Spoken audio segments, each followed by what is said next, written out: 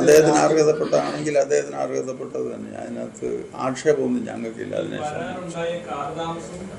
ഈ ഇതുമായിട്ട് രാഷ്ട്രീയമായി എന്തോ കണക്ഷൻ ഉണ്ട് എന്നുള്ള ഒരു എല്ലാം കൂടെ ചേർത്ത് വായിക്കുമ്പം രാഷ്ട്രീയമായ ഇടപെടൽ ഇതിനകത്ത് ഉണ്ടായിട്ടുണ്ട് എന്നുള്ളത് വ്യക്തമായത് കൊണ്ടാണ് അതങ്ങനെ. അല്ല, ഞാനിപ്പോൾ അത് ചോദിക്കുമ്പോൾ ഞാൻ വെള്ളാപ്പള്ളി ഏത് പാർട്ടിയാണ്? മകന് BJP ആണെന്ന് അറിയാം. വെള്ളാപ്പള്ളി ഏത് പാർട്ടിയാണ്? പറയാനൊക്കുമോ? നിങ്ങൾക്ക് ആർക്കെങ്കിലും പറയാനൊക്കുമോ? സമീപകാലത്ത് ഇടതുപക്ഷ സർക്കാരിനെ പുകഴ്ത്തി നിൽക്കുന്നതാണ് കണ്ടിട്ടുള്ളത്.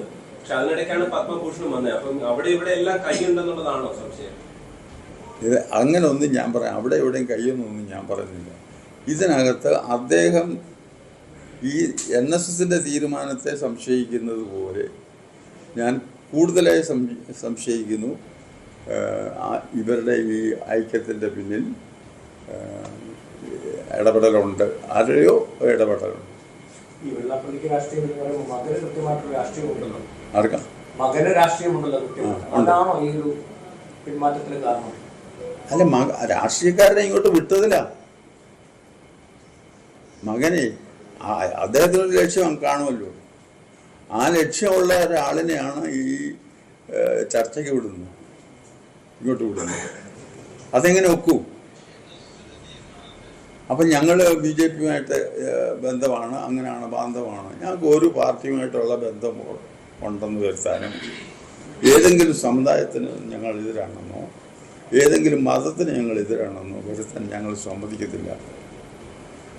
ഇപ്പോഴും എല്ലാ സമുദായങ്ങളോടൊപ്പം SNDPയോടും സൗഹാർദ്ദപരമായിട്ട് പോകാനാണ് താല്പര്യം.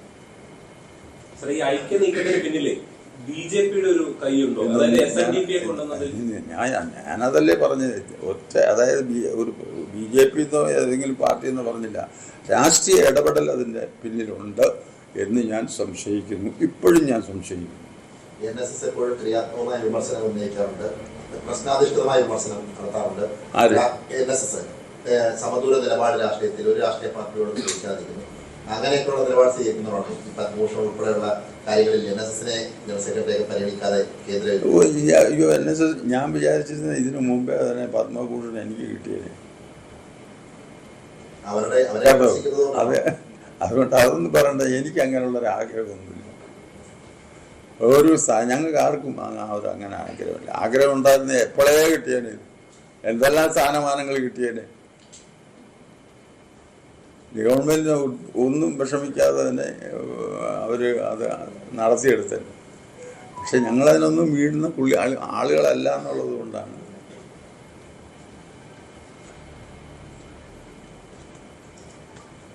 ഈ ഐക്യ ചർച്ചകൾ വൈകിയിരുന്നില്ലെങ്കിൽ ഒരു പക്ഷേ കുറച്ചുകൂടെ പോസിറ്റീവായ കാര്യങ്ങൾ സംഭവിച്ചില്ല. ഐക്യ ചർച്ചകൾ വൈകുന്നു, ഇതുപോലുള്ള കോംപ്ലിക്കേഷൻസ് വരുന്നു. ഇതൊക്കെ കൊണ്ടാണ് അങ്ങനെ ചിന്തിക്കുന്നത്. വെള്ളാപ്പള്ളി നേരിട്ടെത്തിയിരുന്നെങ്കിൽ മറിച്ചാവുമായിരുന്നു. അത് അന്നേരം അത് പറയാം. ഞാനിപ്പോൾ പറയുന്നത് ഈ വൈകാനുള്ള ഒരു കാരണമായിട്ട് അല്ലെങ്കിൽ ആ സമയത്തുള്ള പ്രധാന സംഭവം പ്രധാനമന്ത്രിയുടെ കേരളത്തിലേക്കുള്ള ഒരു വരവായിരുന്നു. പ്രധാനമന്ത്രി വന്ന് പോകുന്നതിൻ്റെ ഒരു ഗ്യാപ്പാണ് ഉണ്ടായതെന്നാണ് അറിയാൻ സാധിച്ചത്.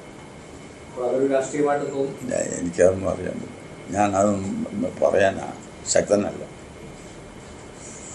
ഇതിലിപ്പോ ഇന്ന് വെള്ളാപ്പള്ളി പ്രസംഗിക്കുന്നത് കേൾക്കുമ്പോൾ വീണ്ടും ഒരു ഐക്യത്തിന്റെ വാതിൽ തുറന്നിടുന്നത് പോലുള്ള അടഞ്ഞ അധ്യായം. അത് സൗഹാർദ്ദത്തിന് പോകാമെന്ന് നമ്മൾ പറയുന്നുണ്ട്. ഐക്യം എന്തിനാ? അവിടെ രണ്ട് ധ്രുവത്തിൽ നിൽക്കുന്ന ആളുകൾ തമ്മിൽ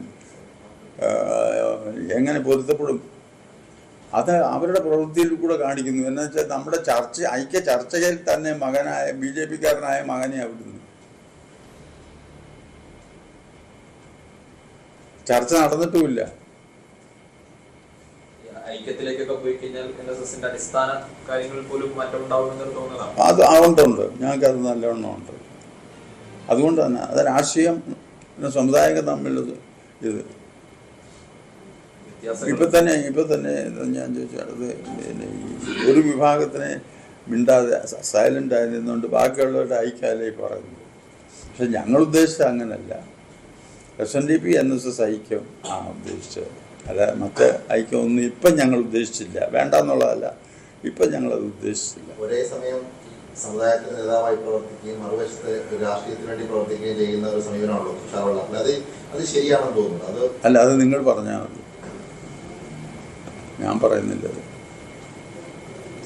ഇന്നത്തെ പൊതുവെ ചർച്ച ചെയ്യുന്ന ഒരു കാര്യമാണ് മകൻ BJPക്കൊപ്പം നിൽക്കുന്നു, അച്ഛൻ CPM-നൊപ്പം LDF-നൊപ്പം നിൽക്കുന്നു എന്നുള്ളത്. അങ്ങനെ അതുകൊണ്ടും ഒരു പ്രശ്നമുണ്ടോ? അങ്ങനെ തോന്നിയിട്ടുണ്ടോ? വെള്ളാപ്പള്ളിക്ക് രാഷ്ട്രീയമില്ല നേരത്തെ. അത് അവരുടെ സ്വാതന്ത്ര്യം, അവർ നിന്നോട്ടെ. പക്ഷെ ഇത് ഞങ്ങൾ ഇവിടെ കാണാൻ കഴിഞ്ഞോട്ടെ.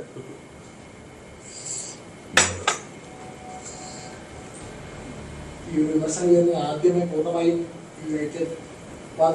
അത് ആത്മാർത്ഥമായിട്ട് പറഞ്ഞതാണ്, സത്യത്തിൽ ആത്മാർത്ഥമായിട്ട് പറഞ്ഞതാണ്. എന്താണെന്ന് വെച്ചാൽ പലരും അദ്ദേഹത്തിന് പ്രായം കൂടുതലുമുണ്ട്, പലരെയും പല വൃത്തികേടും പറയുന്നുണ്ട്. എന്നെയാണ് എന്തെല്ലാം പറഞ്ഞത്. സത്യത്തിൽ എന്നെ എൻ്റെ വീട്ടിലുള്ളവരെയൊക്കെ പറയരുതാത്ത രീതിയിൽ അദ്ദേഹം ഇത് ചെയ്തിട്ടുള്ള, പക്ഷെ ഞാൻ അതിനൊന്നും മറുപടി പറഞ്ഞിട്ടില്ല. അതാണ് എൻ്റെ വിജയം.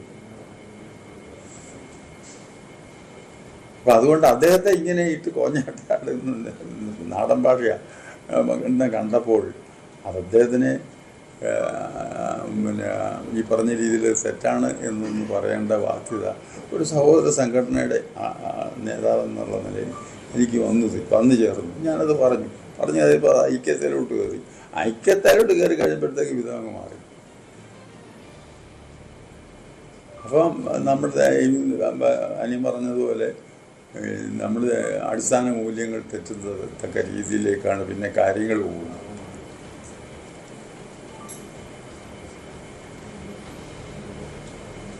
അതൊക്കെ ഇന്നത്തെ അദ്ദേഹത്തിൻ്റെ സ്റ്റേറ്റ്മെൻറ്റ് കേട്ടിരുന്നു. നായർ സഹോദരങ്ങളൊന്നും സുകുമാരൻ നായരെ വെറുക്കരുത്. അതാണ് ഈ തന്ത്രപരമെന്ന് ഞാൻ പറഞ്ഞത്. എന്താ ഇങ്ങനെയൊക്കെ പറയുന്നത്? നായർ സഹോദരന്മാരൊക്കെ NSS-നോട് കൂടി നിൽക്കുന്നവരെ NSS-നോട് കൂടി തന്നെയല്ല. ഈ ലോകത്തുള്ള നായന്മാർ മുഴുവൻ NSS-കാരാണെന്നൊന്നും ഞങ്ങൾക്ക് അഭിപ്രായമില്ല.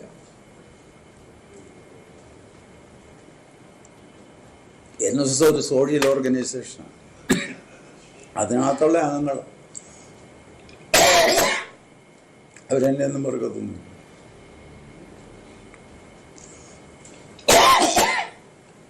അദ്ദേഹവും പറഞ്ഞത് ഈ നിലപാട് മാറ്റത്തിന് മുന്നിൽ ചില താല്പര്യങ്ങളുണ്ടെന്നൊന്നും പറഞ്ഞു വന്നായിരുന്നു. പക്ഷെ അത് ഏതാ ചില താല്പര്യങ്ങൾ ആരുടെയോ രാഷ്ട്രീയ താല്പര്യങ്ങളാണെന്നും അദ്ദേഹവും ഇങ്ങനെ പ്രസംഗത്തിൽ പറഞ്ഞു. എന്റെ രാഷ്ട്രീയം ഒരു രാഷ്ട്രീയ പാർട്ടികളും ഇതിനകത്ത് ഇടപെട്ടിട്ടില്ല. പലരും പലതും കൂട്ടി എഴുതുന്നുണ്ട്. തലേ ദിവസം മറ്റോ ഇവിടെ ശ്രീരമ്പിള വന്നു. ശ്രീരമ്പിള 2 ബുക്ക് തരാമെന്ന് അദ്ദേഹം എഴുതിയ ബുക്ക് തന്നു. അദ്ദേഹം സ്ഥാനത്തുനിന്നും പോയി അദ്ദേഹം ഇനി സ്വസ്ഥമായിട്ട് വക്കീലായിട്ട് അവിടെ പ്രാക്ടീസ് ചെയ്യാൻ പോവാന്ന് പറയാനും കൂടെ വന്നു. കൂടുതൽ വാർത്തകൾക്ക് News 18 Kerala YouTube channel subscribe ചെയ്യുക.